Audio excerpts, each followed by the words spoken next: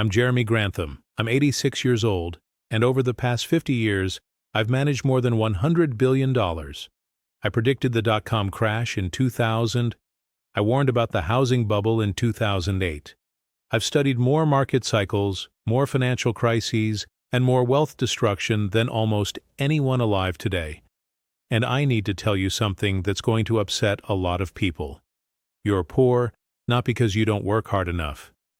You're poor because you keep falling into the same 7 traps that I've watched destroy wealth for half a century. And the worst part is, these traps are designed to look like smart financial decisions. Back in 1969, fresh out of Cambridge, I thought I had everything figured out. I had the education, the theories, the confidence. Then I lost nearly 60% of my portfolio in the first real market downturn I experienced. I watched $50,000 evaporate to $20,000 in a matter of weeks. And it wasn't bad luck, it was ignorance. I was falling into every single one of these wealth traps without even knowing they existed. That pain, that humiliation of watching my account shrink while my colleagues stayed afloat, that's what taught me to recognize these traps. And now, after 50 years of studying why some people build massive wealth while others with the same income stay broke their entire lives, I can tell you exactly what the difference is. It's not intelligence. It's not education. It's not even income level. It's whether or not you can avoid these 7 specific traps.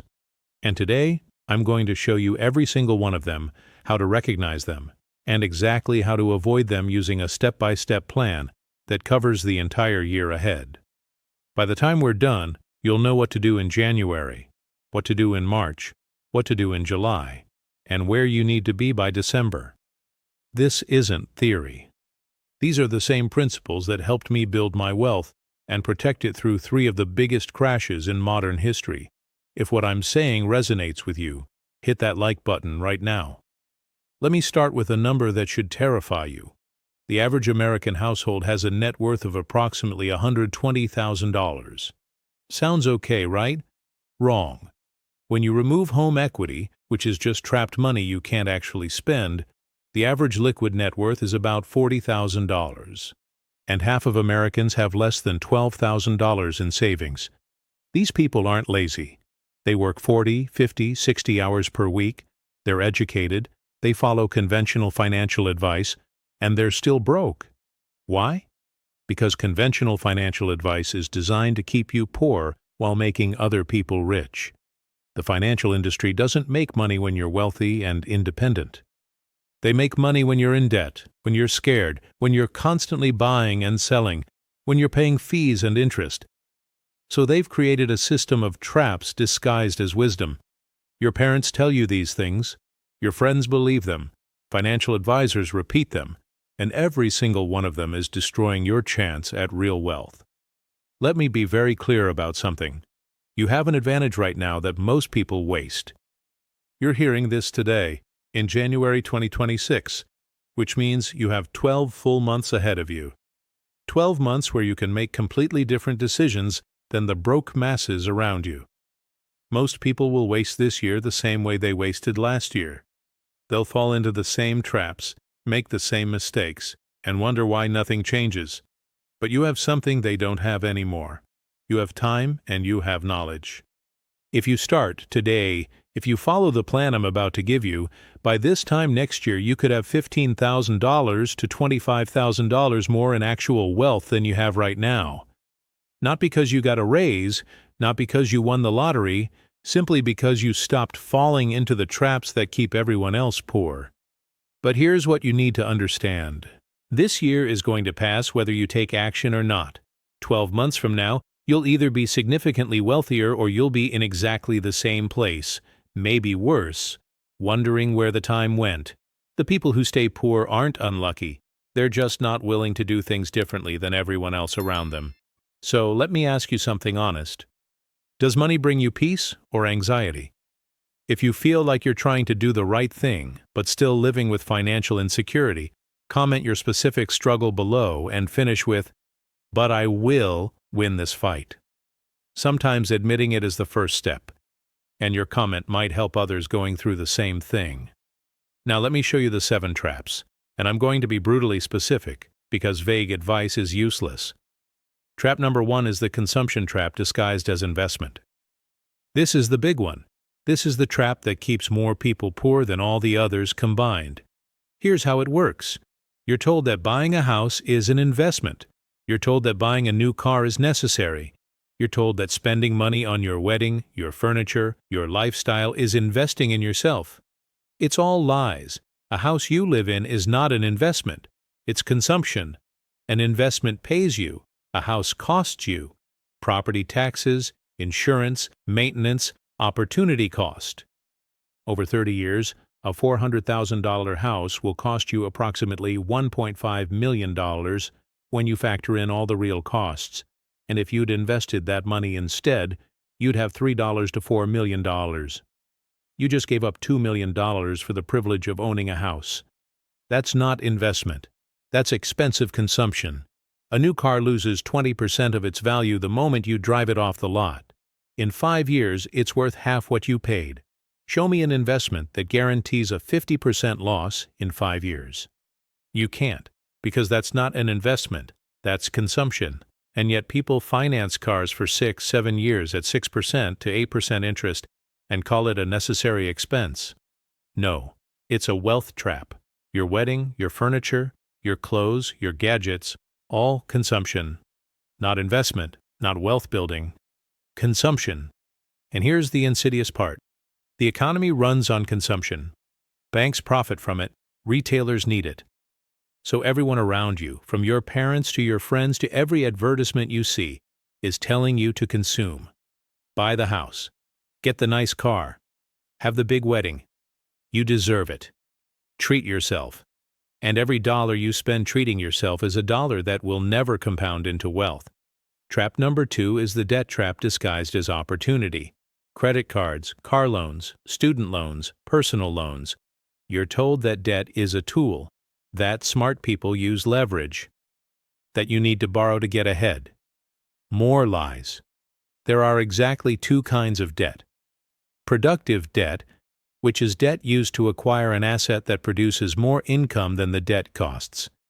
And destructive debt, which is everything else. A mortgage on a rental property that generates $500 per month more than the mortgage payment, that's productive debt. A mortgage on your primary residence, destructive. A business loan that lets you buy equipment that increases your revenue, productive. A car loan, destructive. Student loans for a degree that increases your income by more than the loan payment, potentially productive. Student loans for a degree that doesn't increase your income, destructive. And here's the reality. About 90% of the debt Americans carry is destructive. Credit card debt at 18% to 24% interest. Car loans at 6% to 9% interest. Student loans for degrees that didn't increase earning power. This debt doesn't build wealth. It destroys it. Every month, you're paying hundreds or thousands of dollars in interest. Money that could be invested, could be compounding, could be building your future. Instead, it's going to banks. And the trap is designed perfectly. You're told you need credit to build your credit score. You need a good credit score to get loans. You need loans to buy things.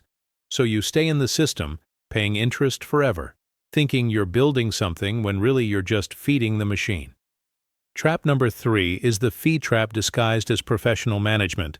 Financial advisors, mutual funds, managed accounts. You're told you need professionals to manage your money. That investing is complicated, that you'll make mistakes without expert guidance, so you pay 1% to 2% per year in management fees. Doesn't sound like much, right? Let me show you what that really costs. If you invest $100,000 and it grows at 10% per year for 30 years with no fees, you'll have $1.74 million. If you pay just 1% in fees, you'll have $1.31 million.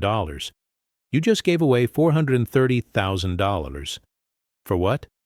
For someone to put your money in index funds you could have bought yourself for 0.03% in fees.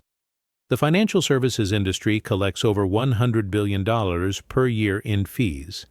That's $100 billion taken directly from people's retirement accounts investment accounts, savings accounts, money that could be compounding and building wealth.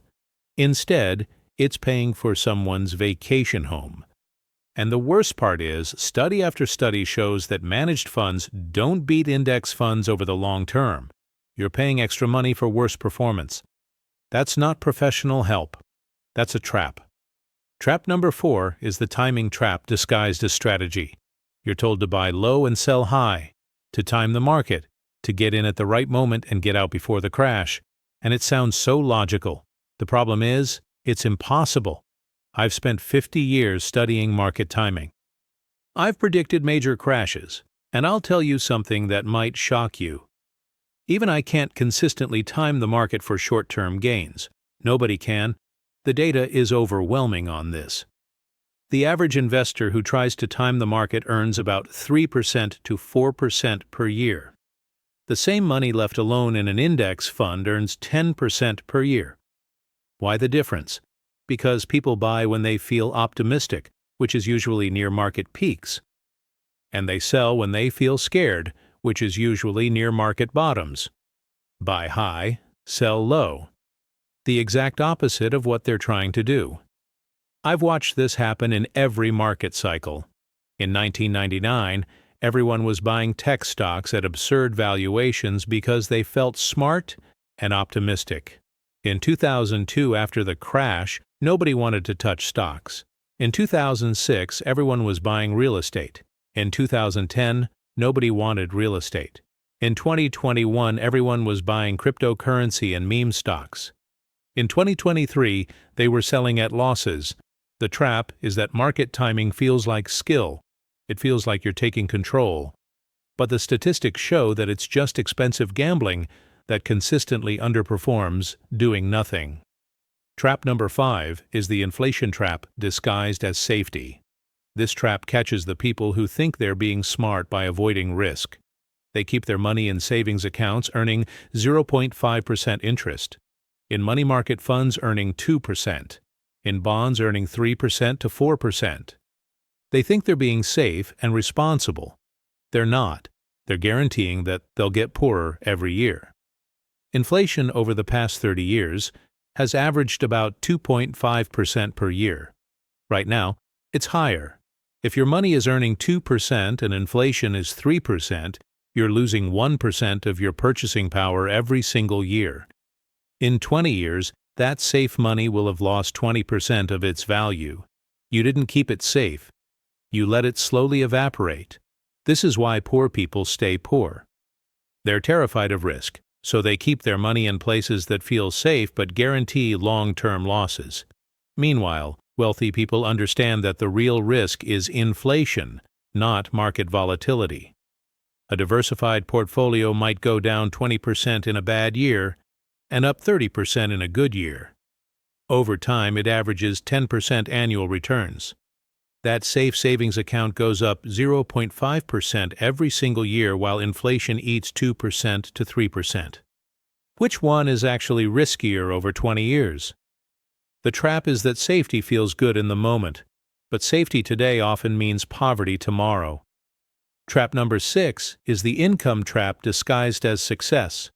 People think the path to wealth is earning more money, get a better job, get a promotion, start a side hustle, increase your income.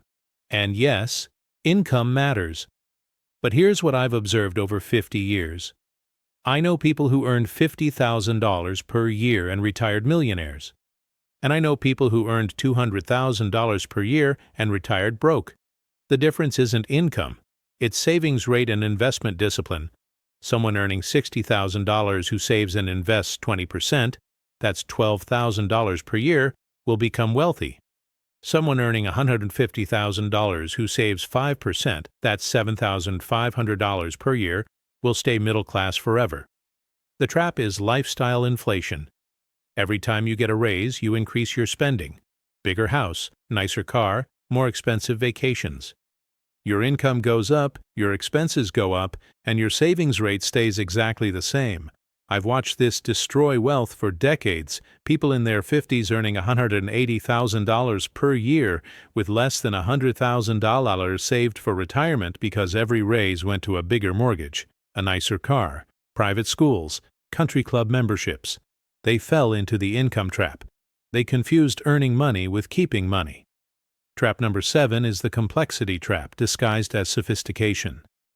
Options trading, day trading, cryptocurrency, NFTs, SPACs, alternative investments, complex tax strategies. You're told that sophisticated investors use sophisticated strategies. That simple index fund investing is for beginners. That if you really want to build wealth, you need to do something more complicated. All lies designed to separate you from your money.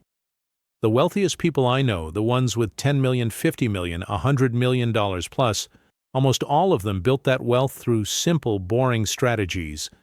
They bought stocks and held them. They bought real estate and rented it out. They started businesses and grew them. They lived below their means and invested the difference. That's it. The complexity trap convinces you that you need to be constantly active, constantly trading, constantly chasing the next opportunity. And all that activity just generates fees, taxes, and mistakes. Warren Buffett, one of the wealthiest investors in history, recommends that most people just buy an S&P 500 index fund and hold it forever. That's his advice. Not options, not crypto, not day trading. Just buy and hold. Because complexity doesn't create wealth, it destroys it. Subscribe to this channel if you want weekly strategies based on 50 years of real market experience. No hype, just what actually works. Now, here's the plan. 7 steps to avoid these 7 traps over the next 12 months. Each step has a specific time frame and specific actions. By the end of this year, if you follow this plan, you'll have built real wealth and developed habits that will make you wealthy for life. Step 1 happens in January and February.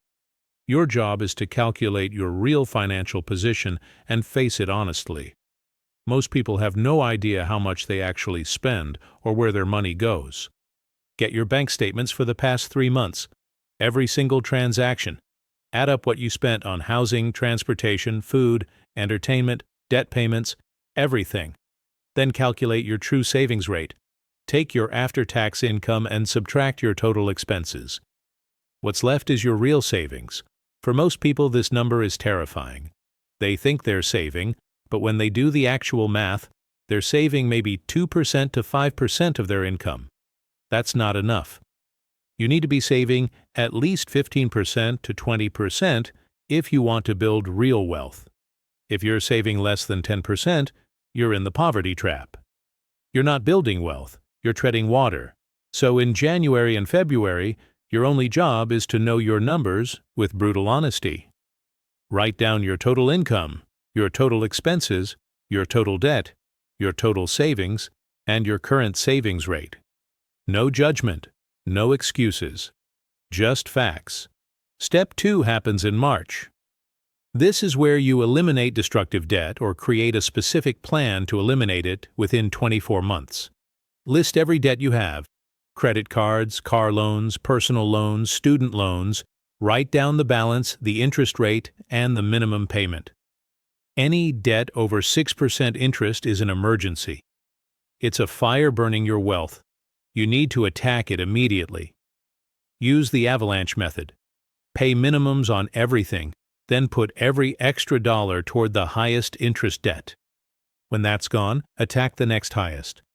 If you have $8,000 in credit card debt at 22% interest, that debt is costing you $1,760 per year. Every year you don't pay it off, you're giving the bank $1,760 of your future wealth.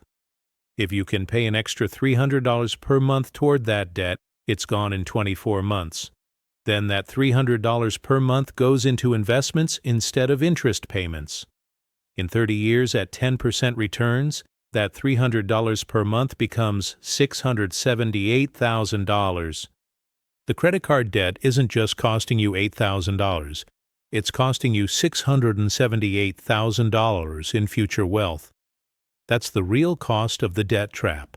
March is when you face it and build your elimination plan. Step 3 happens in April and May. This is where you cut your fees by switching to low-cost index funds. If you have money in managed mutual funds, actively managed accounts, or you're paying a financial advisor 1% or more per year, you're losing hundreds of thousands of dollars over your lifetime. Open an account with Vanguard, Fidelity, or Schwab. Move your money into low-cost index funds. For most people, a simple 3-fund portfolio works perfectly. 60% to 70% in a total U.S. stock market index fund, 20% to 30% in a total international stock market index fund, and 10% to 20% in a total bond market index fund. Your fees should be under 0.1% per year. That's it. If you're paying more, you're in the fee trap. In April and May, you fix this. Move your money, cut your fees, and set up automatic investments. Every month, money automatically goes from your checking account into your index funds. You never see it, you never touch it, it just grows. Step 4 happens in June and July. This is where you increase your savings rate by at least 5%. If you're saving 8% of your income, you're going to 13%. If you're saving 15%, you're going to 20%. How? You cut one major expense.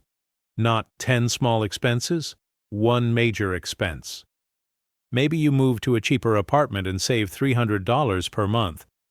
Maybe you sell your financed car, buy a used car with cash, and save $400 per month. Maybe you cut a subscription service you barely use and save $100 per month. Find the big cut that increases your monthly savings by at least $200 to $500. Then automate that savings. The day after you get paid, that money automatically goes into investments. This is how you escape the consumption trap and the income trap simultaneously. You're not trying to earn more. You're keeping more of what you earn. Step 5 happens in August and September.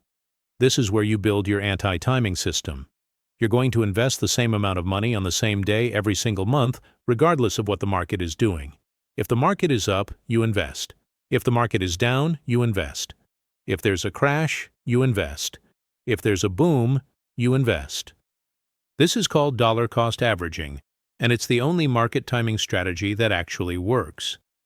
You're not trying to predict anything. You're just systematically buying over time. When prices are high, your money buys fewer shares. When prices are low, your money buys more shares. Over decades, this averages out to excellent returns without any of the stress or mistakes of trying to time the market. In August and September, you set this up and commit to never changing it based on feelings, news, or fear. The system runs automatically forever. Share this with one person who needs to see it. Sometimes the best thing you can do for someone is give them the right information at the right time. Step 6 happens in October and November. This is where you build your inflation protection by making sure at least 70% of your portfolio is in stocks or real assets. Stocks and real estate beat inflation over time. Bonds and cash don't. If you're young, under 50, you should have 80% to 90% in stocks. If you're older, 60% to 70% is fine. But if you're keeping most of your money in savings accounts or conservative bond funds because you're scared of risk, you're guaranteeing that inflation will destroy your wealth. In October and November, you rebalance. You look at your portfolio and make sure you have enough in growth assets to beat inflation over the next 20 to 30 years. This is how you escape the inflation trap. You accept short-term volatility to gain long-term purchasing power. Step 7 happens in December. This is where you review everything and set up your automatic system for the next year. You look at where you started in January. You look at where you are now. You calculate how much wealth you built. If you followed steps 1 through 6, you should have paid down debt, increased your savings rate, cut your fees, and built an automatic investment system. By December, you should have somewhere between $8,000 and $20,000 more in real net worth than you had in January. Not from getting lucky, not from timing the market, just from avoiding the 7 traps that keep everyone else poor. Then, in December, You set up the next year to run automatically. Your savings happen automatically. Your investments happen automatically. Your debt payments happen automatically. You check in once per quarter to make sure everything is working. That's it. You've escaped all 7 traps. Now here's the part where most people fail. I've laid out the entire plan. You know exactly what to do and when to do it. And within 2 weeks, 90% of people who watch this video will have done absolutely nothing. They'll go back to their regular lives. They'll fall back into the same traps. And a year from now, they'll be in the exact same place or worse. Why? Because knowing what to do and actually doing it are completely different things. This plan requires discipline. It requires saying no to things you want right now so you can have things you want more later. It requires being different from everyone around you. And most people aren't willing to be different. They'd rather fit in and be broke than stand out and be wealthy. So let me ask you directly. Are you going to be like most people? Are you going to watch this video, feel motivated for 48 hours, then go back to exactly what you were doing before? Or are you going to be different? Because if you're serious, if you're actually going to do this, you need accountability. You need to commit publicly. That's why I want you to comment below and tell me which step you're starting with this month. Say it out loud. Make it real. And add, "But I will win this fight," because you're going to need that reminder when it gets hard. The path to wealth isn't complicated, but it is hard. It requires doing things that feel uncomfortable. Cutting expenses feels like deprivation. Paying off debt feels like you're not making progress. Investing when the market is crashing feels terrifying. But that discomfort is temporary. Poverty is permanent if you don't change. I'm 86 years old. I've built and protected wealth through multiple recessions, crashes, and crises. And I can tell you with absolute certainty that the plan I just gave you works. It's boring. It's simple. It's not exciting. But it works. The question is, will you do it? Or will you keep falling into the same traps, keep making the same mistakes, and keep wondering why you're not getting ahead? The choice is entirely yours. Drop a comment telling me which step you're starting with. Subscribe so we keep working on this together. And if this helped you, hit like and share it with someone who needs it. I'll see you in the next video.